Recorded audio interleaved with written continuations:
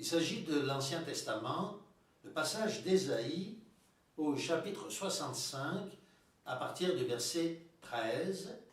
Nous demanderons à Catherine d'en faire la lecture. Vous pouvez bien sûr suivre vous aussi. C'est pourquoi voici ce que dit le Seigneur. Ceux qui me servent mangeront, et vous, vous aurez faim. Ceux qui me servent boiront, et vous, vous aurez soif. Ceux qui me servent vivront dans la joie, et vous, vous serez confondus. Ceux qui me servent tressailliront d'allégresse, et vous, vous crierez dans la tristesse de votre cœur, et vous hurlerez dans le déchirement de votre esprit. Et vous laisserez votre nom comme un objet de dégoût à mes élus. Et le Seigneur vous détruira, et un nom nouveau sera donné à ceux qui me servent. Et ce nom sera béni sur la terre. Car ils béniront le Dieu véritable, et ceux qui jugeront sur la terre jugeront par le Dieu véritable. Ils oublieront leurs anciennes afflictions, qui ne reviendra plus en leur cœur. Car il y aura un ciel nouveau et une terre nouvelle. On ne se souviendra plus des choses d'autrefois, et le souvenir n'en reviendra plus en leur cœur.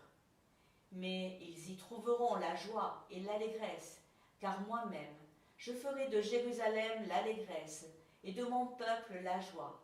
Et à mon tour, je ferai de Jérusalem mes délices, et de mon peuple ma joie.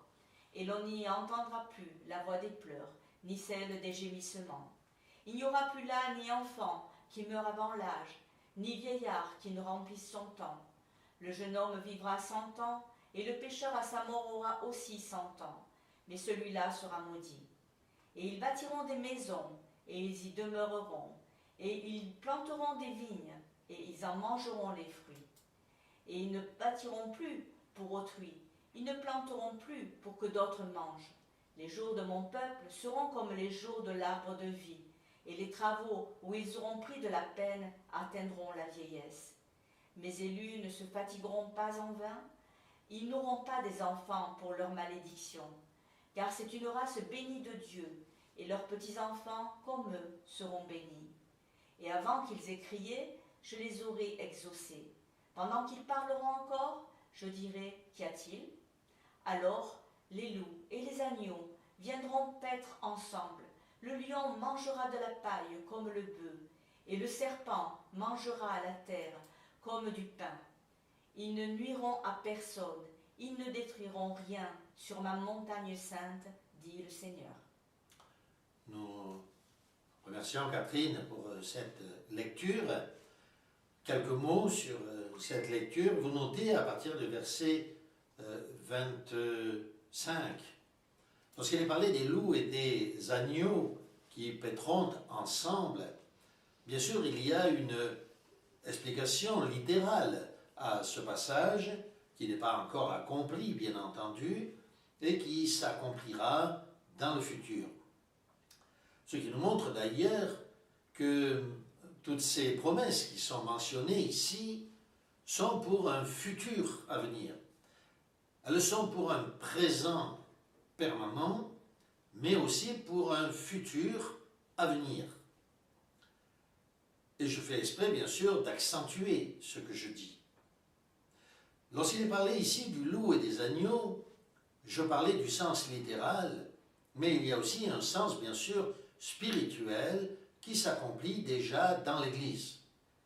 Certains chrétiens qui viennent de ce monde se comportent encore, n'ayant pas totalement changé leur personnalité, comme des loups, alors que d'autres sont déjà des agneaux. Le loup paît donc maintenant, c'est-à-dire qu'il se nourrit de la nourriture spirituelle, le véritable pain qui descend du ciel, les paroles de notre Seigneur Jésus-Christ. Ils s'en nourrissent tous les deux ensemble dans le même champ. C'est pourquoi nous encourageons les chrétiens à l'unité de la foi, car c'est dans le même champ et non pas dans un autre champ que nous devons aller brouter l'herbe. De la même manière, nous nous souvenons que Boaz disait à la jeune Ruth, « Ne va pas glaner dans un autre champ, reste dans ce champ. » image bien entendu de notre Seigneur Jésus-Christ et de l'Église authentique qui est une et indivisible. Mais revenons en arrière sur cette lecture, parce que c'est une lecture magnifique. Notez tout d'abord comment le Seigneur s'adresse à son ancien peuple, Israël. Nous entendons bien entendu Israël selon la chair, et non pas l'Israël spirituel.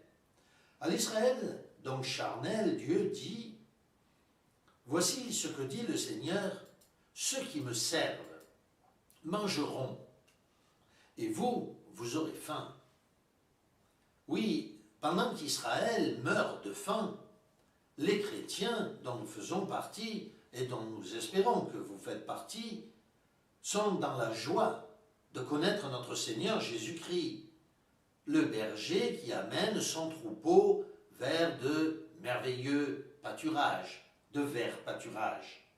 Ce qui fait que nous ne craindrons et nous ne craignons rien, même dans la vallée de la mort, même dans la vallée de la mort de ce monde. Nous sommes dans la joie. Le verset nous dit d'ailleurs 14, « Ceux qui me servent vivront dans la joie. Et vous, pauvre Israël qui m'avez quitté, vous tressaillerez, vous serez confondus. Ceux qui me servent, c'est-à-dire les chrétiens, tressaillent aujourd'hui d'allégresse, pendant que l'Israël charnel crie dans la tristesse amère de leur cœur et hurle dans le déchirement de leur esprit. » Le verset continue en disant, le verset 15, « Vous laisserez votre nom. » Le nom de Dieu, autrefois connu de toutes les nations, était le nom d'Israël. Oui, mais de l'ancien Israël. Cet Israël a laissé son nom comme un objet de dégoût à mes élus, dit le Seigneur. Et le Seigneur nous donne un autre nom, un nom nouveau. Et ce nom nouveau, bien entendu, nous vient de Jésus-Christ. Comme le disait un des hommes du passé, du 1er siècle, ils portent le nom de leur Dieu, de celui qu'ils adorent comme leur Dieu, le Christ. Et c'est pour ça qu'on les appelle les chrétiens. Oui, nous sommes heureux de porter ce nom extraordinaire, le nom le plus élevé, car il n'y a pas d'autre nom que celui de Jésus-Christ, nous dit Actes au chapitre 4, par lequel nous puissions être sauvés. Oui, le nom d'Israël étant dégoût aux yeux ou à l'esprit des élus de notre Dieu. Ce n'est pas vers Israël que se tournent les élus de notre Seigneur Jésus-Christ, mais c'est vers le Christ, le seul nom. Nous avons oublié, comme le dit le verset suivant, notre ancienne affliction. Elle ne revient plus à notre cœur.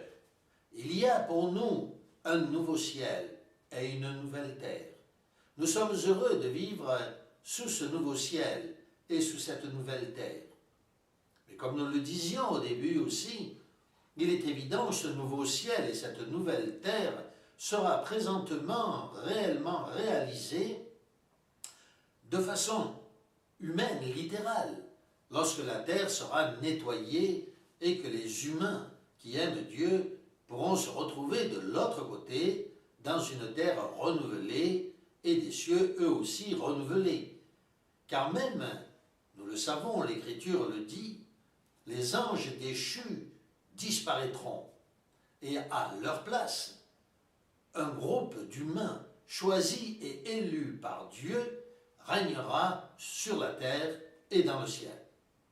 Ainsi, la vie continuera au ciel et sur la terre, la volonté de Dieu se fera au ciel et sur la terre, ou sur la terre comme au ciel, toute la création de Dieu ayant été renouvelée. Choisissons, parce que le Seigneur a dit, « Il y a de nombreuses demeures dans la maison de mon Père. » Choisissons aujourd'hui qui nous voulons servir. Servons notre Seigneur et notre Dieu, il y a quelque part sur la terre ou dans le ciel une place qui nous a été réservée. Une des innombrables places qui nous a été réservée dans la tente de Sem, nous qui faisions partie de Japheth. Que Dieu donc vous bénisse et soit avec vous.